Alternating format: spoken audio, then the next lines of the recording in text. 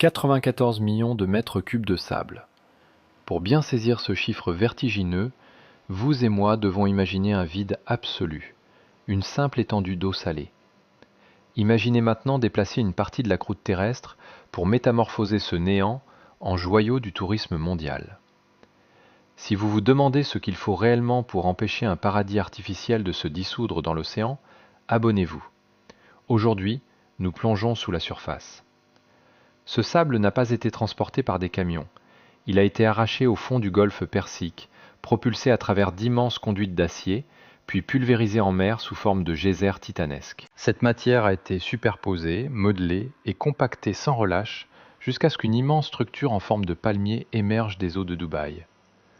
Cet endroit n'a pas été conçu pour y vivre simplement, mais pour s'imposer comme l'attraction ultime, un repère visible depuis l'espace. Vu du ciel, Palm Jumeirah est une déclaration d'arrogance technologique. Elle proclame que la géographie n'est plus une barrière. Si Dubaï manquait de plages pour ses complexes de luxe, elle allait tout simplement les fabriquer. Des villas à plusieurs millions de dollars ont rapidement colonisé les palmes, des hôtels ont surgi sur le croissant extérieur, et des plages jadis inexistantes ont été vendues comme de l'or. Dubaï n'a pas seulement créé de la terre ferme, elle a érigé un monument à la démesure humaine. Une preuve physique qu'avec assez de capitaux, de technologies avancées et de volonté politique brute, on peut ordonner à la mer de reculer. Mais aujourd'hui, 20 ans après les premiers déversements de sable, la vraie question n'est plus de savoir comment cette île a été bâtie. Il s'agit de découvrir combien de millions il faudra dépenser pour empêcher la nature de reprendre ses droits. Palm Jumeirah devait prouver que l'homme pouvait déplacer le rivage. Mais l'océan, lui, n'a jamais signé d'accord de paix. Pourtant, dans les brochures touristiques, tout semble monter en flèche. La valeur de l'immobilier grimpe, le nombre de touristes fortunés explose et le prestige international atteint des sommets. Mais sous ces villas de luxe les pieds dans l'eau et ces piscines suspendues, se cache une réalité matérielle bien différente, soumise à ses propres lois physiques. Une terre gagnée sur la mer n'est pas une terre naturelle. Ce n'est pas un socle géologique stable qui s'est tassé sur des millénaires. Ce sont des millions de tonnes de sable meuble, forcés de soutenir le poids écrasant d'une mégapole touristique qui n'aurait jamais dû exister à cet endroit. Les ingénieurs le savaient pertinemment et ils ont dû ruser pour contrecarrer les lois de la gravité. Pour empêcher l'île de se dissoudre ou de s'effondrer sous sa propre charge, les bâtisseurs ont employé une technique appelée vibrocompactage. De gigantesques sondes vibrantes ont été enfoncées profondément pour secouer le sable, le densifier et écarter le spectre de la liquéfaction du sol. Car sans ce traitement, le sable jeté dans l'océan se comporte comme un liquide. Sous la pression statique colossale d'un palace de plusieurs dizaines d'étages, un sol non compacté perd toute sa friction. La pression de l'eau entre les grains augmente et le sol se dérobe littéralement sous les fondations. Voilà pourquoi il a fallu brutalement secouer cette terre pour la soumettre à la volonté humaine. Le prodige technique est indéniable, mais l'ampleur de ces travaux de fondation cache une vérité dérangeante que la propagande touristique passe sous silence. Le sable, sous ses propriétés, n'est pas devenu de la roche par magie. Il a fallu le figer artificiellement pour qu'il daigne jouer son rôle de terre ferme. Puis, en 2009, une révélation fracassante a fait la une des journaux. Des chercheurs, s'appuyant sur des données satellites, ont affirmé que l'île s'enfonçait de 5 mm par an. Le promoteur immobilier a immédiatement et farouchement nié ces conclusions, craignant de voir s'effondrer le mythe de cette vitrine d'acier et de verre. Soyons rigoureux, il n'existe pas aujourd'hui de données publiques récentes permettant de prouver que l'ensemble de l'île s'affaisse de manière uniforme à ce rythme exact. Mais vous et moi savons qu'un tel chiffre ne s'efface pas si facilement. Il plane comme une ombre tenace, un doute physique rampant sur un projet dont le principal argument était l'éternité. Dubaï a fait surgir la terre du néant, mais elle n'a jamais prouvé que ce sol avait cessé d'agir comme un sédiment marin instable. C'est ici que le mirage s'arrête. Côté terre, on évoquait un affaissement historique de -4 à -5 mm par an, un chiffre qui continue de hanter les esprits. Ce taux d'affaissement reste sujet à débat et n'est pas confirmé à l'échelle globale de l'île. Mais cette statistique demeure inscrite dans les rapports officiels. En parallèle, le niveau de la mer grimpe de +2 à +4 mm par an. Des études climatiques régionales indiquent une hausse accélérée des eaux du Golfe, frôlant les 4 mm annuels le long des côtes des Émirats arabes unis et d'Oman. La perte d'altitude relative pourrait donc atteindre 9 mm par an. Certes, ce scénario catastrophe n'est pas une mesure physique directe de la situation actuelle, mais il calcule ce qui se passera si l'île s'enfonce alors que l'océan s'élève. Mais c'est précisément parce que ce scénario est plausible qu'il pose une question terrifiante. 9 mm par an, c'est invisible à l'œil nu. En 10 ans, cela représente près de 9 cm. En 20 ans, presque 18 cm. Nul besoin d'imaginer une apocalypse où l'île entière sombrerait d'un coup dans les abysses, emportant l'économie locale. La réalité est bien plus insidieuse, un grignotage silencieux et inexorable de la frontière entre la terre et l'eau. Millimètre après millimètre, cette marge de sécurité s'amenuise, alors même que ces villas de milliardaires s'achètent comme des biens éternels. Une île artificielle n'a pas besoin de couler pour perdre sa valeur. Il suffit qu'elle devienne trop coûteuse à défendre, impossible à assurer et suspecte aux yeux des futurs acquéreurs. Le compte à rebours ne s'exprime pas en tempête dévastatrice, mais en millimètres microscopiques, jusqu'au jour où la facture devient trop lourde pour être ignorée. Pour cette enquête, pas de mise en scène larmoyante, ni de personnages fictifs pour susciter la pitié. Nous n'avons pas besoin de fables. Il nous suffit de consulter les documents confidentiels d'un vrai propriétaire de la palme, ses factures d'entretien exorbitantes, les clichés de ses murs qui se lézardent au fil des mois, et les rapports d'inondations locales. Soyons rigoureux et impartiaux. Une simple fissure sur le mur d'un salon ne prouve évidemment pas qu'une île entière est en train de sombrer. D'un point de vue technique, une fissure peut s'expliquer de 1000 façons banales. L'impact de la chaleur désertique extrême provoquant une dilatation thermique, des matériaux de mauvaise qualité, une fuite d'eau invisible ou le tassement naturel du sol sous une construction neuve. Mais pour celui qui a déboursé 5, 10 ou 20 millions de dollars pour acquérir ce coin de paradis, la cause technique exacte importe peu. Car cette personne n'a pas seulement acheté du béton, de l'acier et une plage privée. Elle a payé une somme colossale pour s'offrir une certitude absolue. Et quand on a investi dans l'illusion d'une permanence éternelle, c'est l'incertitude qui commence à ronger l'esprit. Arrêtons-nous un instant dans cette pièce, observons cette fêlure et posons les questions qui hantent ce propriétaire. Qu'a-t-il réellement acheté ? Quelle garantie juridique lui a-t-on donnée sur la durée de vie de ce sol artificiel ? Une simple fissure dans le plâtre déclenche un effet domino dévastateur. Si le terrain sous ses pieds bouge de manière imprévue, son regard dévie inévitablement vers le croissant extérieur de l'île. Il contemple cette digue censée repousser le golfe Persique, et l'inquiétude locale se mue alors en angoisse existentielle. Si les fondations continuent de glisser, à qui reviendra la responsabilité d'en déterminer officiellement la cause ? Qui financera la surveillance structurelle à long terme ? Et si nous nous projetons dans 30 ou 50 ans, lorsqu'il faudra surélever la gigantesque digue pour faire face à la montée des eaux, qui paiera cette facture astronomique ? Le promoteur d'origine, la municipalité de Dubaï ou le propriétaire actuel du domaine ? Les acheteurs de la palme et les investisseurs qui injectent des milliards dans ces projets ne craignent pas seulement des réparations coûteuses, ils sont terrifiés par le grand silence des autorités face à l'avenir géologique de l'île. D'ailleurs, si vous et moi étions à leur place, qui devrait payer la facture finale pour contrer la montée des eaux ? Les promoteurs ou les propriétaires ? Partagez vos avis en commentaire. Une fissure sur un mur se répare facilement. Une brèche dans la croyance que votre terre est éternelle est autrement plus difficile à colmater. Face au doute, le premier réflexe est d'interroger les décideurs. Mais notre indignation de journaliste ne doit pas se nourrir de théories du complot bon marché ou d'accusations de dissimulation sans preuve. La véritable colère naît de ce silence assourdissant, de ce vide d'information absolue que les autorités maintiennent délibérément. Nous avons donc rédigé une demande d'accès officielle, posant 8 questions précises et mesurables aux promoteurs et aux régulateurs de l'île. Première question. Quelle technologie exacte est actuellement déployée pour surveiller l'affaissement de la palme ? Deuxièmement, à quelle fréquence ces relevés géologiques sont-ils effectués ? Troisièmement, existe-t-il une carte du tassement différentiel pour chaque palme de l'île ? Quatrièmement, ces résultats sont-ils partagés avec les résidents ?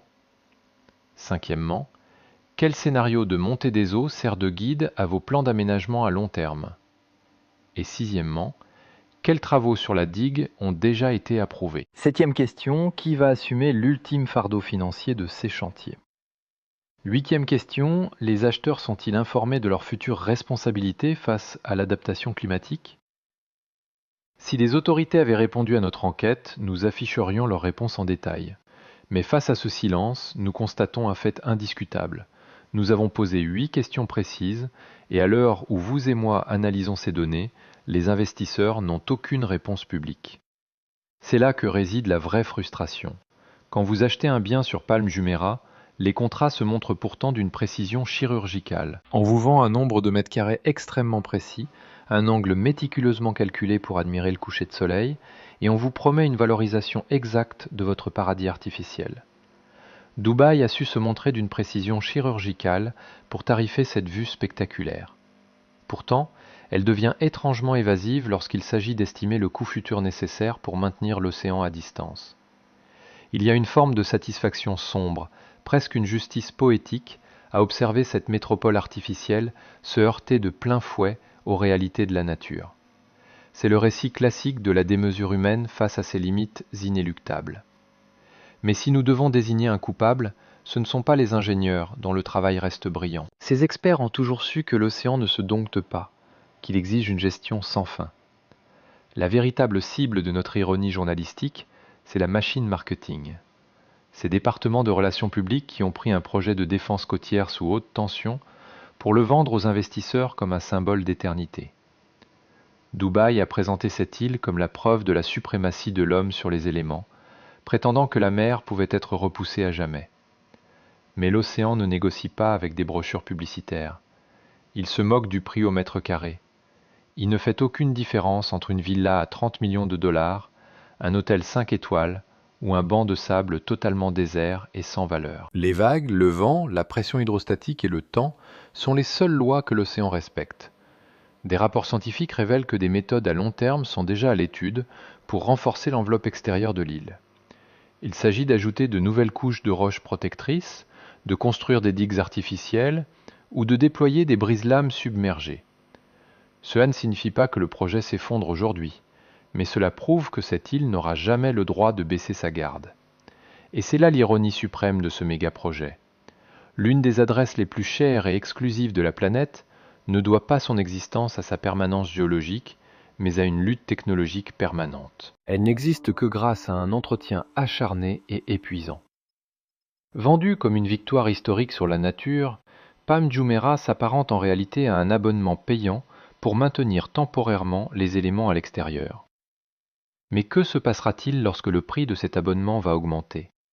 Tentons de calculer le coût réel de ce défi à la géographie. Quel est le prix d'une nouvelle couche de roches de protection? Il ne s'agit pas simplement de jeter des cailloux dans l'eau. Moderniser une telle digue exige de transporter des millions de tonnes d'enrochements spécifiques depuis des carrières lointaines, un défi logistique colossal que nous avons tenté de chiffrer. Ce travail titanesque exige des flottes de grues opérant en pleine mer et des modélisations hydrodynamiques complexes pour éviter que ces nouvelles barrières ne redirigent les courants destructeurs. Chaque millimètre de défense supplémentaire pèse lourd sur les finances. Combien coûte l'immersion d'un nouveau brise-lames au large? Quels capitaux faudra-t-il pour moderniser le drainage d'une ville construite au ras de l'eau et surveiller des milliers de fondations pendant les 50 prochaines années? En tant que journalistes, nous refusons d'inventer des estimations alarmistes de plusieurs milliards de dollars juste pour vous effrayer. Nous ne sortirons aucun chiffre de notre chapeau, car aucun budget public n'a encore été finalisé pour le siècle à venir. Pourtant, une question bien plus terrifiante se pose. Qui va régler la facture?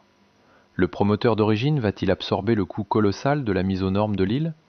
L'État va-t-il renflouer son monument le plus célèbre en taxant discrètement le secteur touristique qui le fait vivre? Ou la note va-t-elle atterrir sur la table des résidents?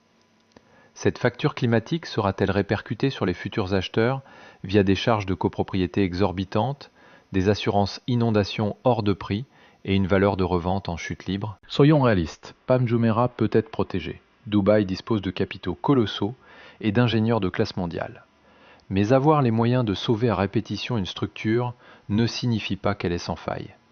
C'est le fardeau invisible qui pèse sur ce sable. Les futures générations de propriétaires devront regarder la montée des eaux, consulter leurs comptes bancaires et faire un choix. Ils devront se demander: combien sommes-nous prêts à payer, année après année, pour maintenir cette illusion? Posez-vous la question avec moi, car ce dilemme nous concerne tous. L'île ne disparaîtra peut-être jamais sous les vagues, elle deviendra simplement trop coûteuse à entretenir pour être abandonnée à son sort. Aujourd'hui, elle tient bon. Les hôtels de luxe brillent de mille feux, les villas se vendent à prix d'or, et le monorail transporte chaque jour des milliers de touristes. Notre enquête le montre, rien ne prouve que l'île soit sur le point de sombrer ou que son sol s'affaisse de 5 mm par an de manière uniforme. Pourtant, une vérité bien plus vaste s'impose à nous. Palm Jumeirah ne représente pas une victoire définitive sur la nature, mais un sursis permanent qui coûte une fortune à l'émirat. C'est une promesse qui doit être renouvelée jour après jour. Dubaï peut restructurer ses dettes, injecter des capitaux dans ses entreprises publiques, importer des montagnes de roches, ériger des digues plus hautes et revoir ses normes de défense côtière pour protéger son empire touristique. Cependant, l'émir ne peut pas signer de décret royal pour stopper la hausse du niveau des mers. Il ne peut pas ordonner aux vagues de s'arrêter, ni transformer par magie du remblai artificiel en roches naturelles stables, même en faisant s'envoler les prix de l'immobilier. Face à la physique, le pouvoir politique et l'argent trouvent leurs limites extrêmes. Voilà le véritable châtiment de la démesure humaine. Ce n'est pas une île engloutie en une nuit de catastrophes spectaculaires. C'est une ville condamnée à payer éternellement pour protéger un monument vendu comme s'il avait déjà vaincu le futur. Dubaï a arraché ce sable à l'océan pour le revendre comme une terre éternelle. Mais la mer n'a jamais signé ce contrat. L'île survivra peut-être des générations grâce à l'ingéniosité humaine et à des milliards d'investissements. Pourtant, sous chaque villa de luxe et chaque complexe hôtelier de prestige, subsiste une vérité dérangeante que notre enquête met en lumière. Le sable n'a pas oublié d'où il vient. Si vous appréciez cette enquête approfondie, soutenez notre travail en vous abonnant et en laissant un j'aime. Notre mission est de révéler les vérités financières et structurelles dissimulées derrière les mirages des plus grands mégaprojets mondiaux. Merci pour votre attention et à très bientôt pour nos prochaines révélations. Ce document est le fruit d'une analyse journalistique indépendante sur les réalités physiques, environnementales et économiques des terres gagnées sur la mer. Nos conclusions s'appuient sur des données publiques, des études climatiques régionales et des principes reconnus d'ingénierie côtière que nous avons rigoureusement vérifiés. Précisons qu'il ne s'agit pas de prétendre que Palm Jumeirah subit un affaissement catastrophique ou uniforme. Nous ne prédisons pas sa destruction imminente ni l'effondrement de son tourisme. Les chiffres évoqués, y compris les taux d'affaissement historiques et la montée des eaux, sont des projections analytiques de risque à long terme. Cette enquête ne constitue en aucun cas un conseil financier ou immobilier. Notre but n'est pas de dénigrer l'exploit technique de Dubaï, mais de poser les questions légitimes sur le coût réel de sa préservation. Car si la volonté humaine peut bâtir une île artificielle, seul le temps révélera le montant réel de la facture finale.